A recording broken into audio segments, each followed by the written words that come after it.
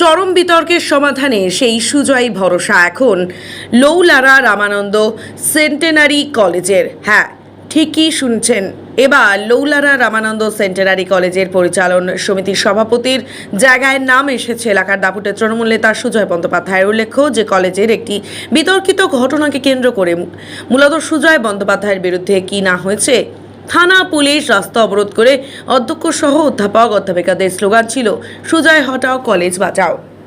অন্যদিকে কলেজের শিক্ষক শিক্ষিকাদের বিরুদ্ধেও একাধিক অভিযোগ তুলে এলাকার মহিলারা সুজয় ব্যানার্জির পাশে থেকে পুঞ্চা বাজারে করেছিল দীর্ঘ মিছিল।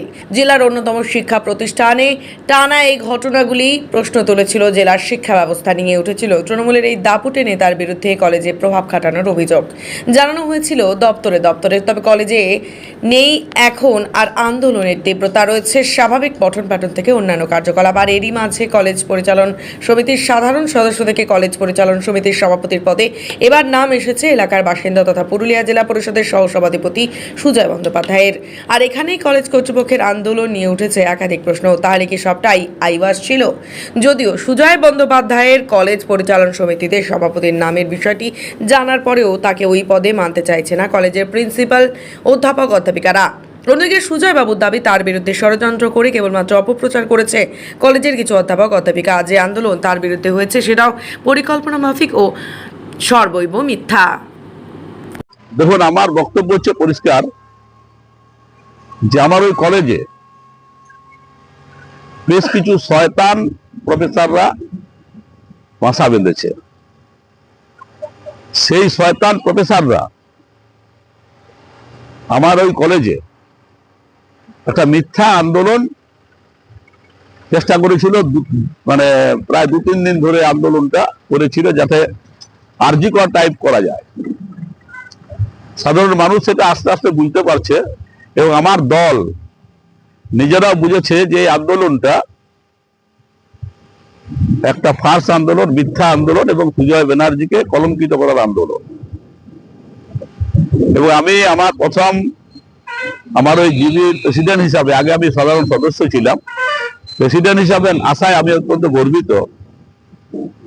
আমি চিন্তা ভাবনার মধ্যে আছি যে এইসব শয়তানদের সাথে প্রেসিডেন্টশিপ নিয়ে তাদের সাথে ঘর করব এবং তাদেরকে সঠিক পথে রাস্তায় চালাবার চেষ্টা করব, নাকি ওই সব শয়তান প্রফেসররা যা খুশি নোংরা করে যে করুক এই ভাবনাটা রাখবো। এটা নিয়ে আমি একটা নিজস্বের মধ্যে চিন্তা ভাবনার মধ্যে আছি।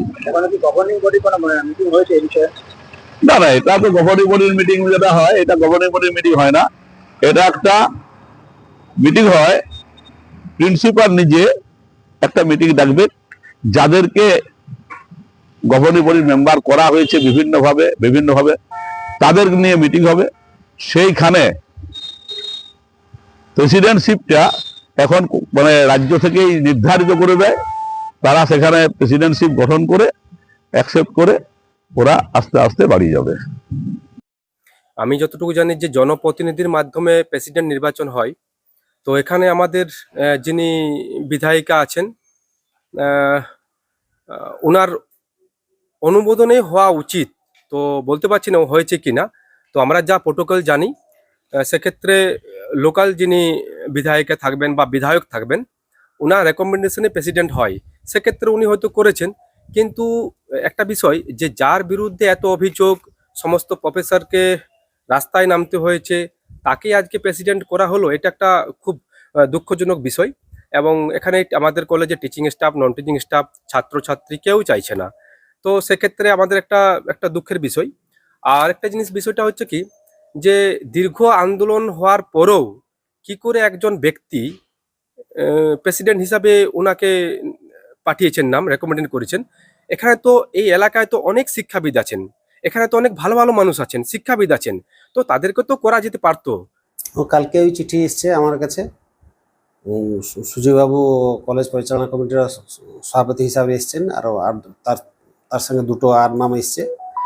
একজন হচ্ছেন কৃষ্ণচন্দ্র মাহাতো, গভর্নমেন্ট নমিন, আর একজন হচ্ছেন চণ্ডীদাস মুখোপাধ্যায়, গভর্নমেন্ট নমিন। তো এই তো কিছুদিন আগে এই যে সমস্যাগুলো গেল, ওরা তো সবাই চাইছিল সুজয়বাবু ন থাকতে কলেজ ম্যানেজমেন্ট কমিটিতে। আবার ফের সুজয়বাবুর নাম যখন এসছে, এরা তো সমাধান দিক দিয়ে যাচ্ছে না, ওরা তো সব আবার খেপে উঠবে।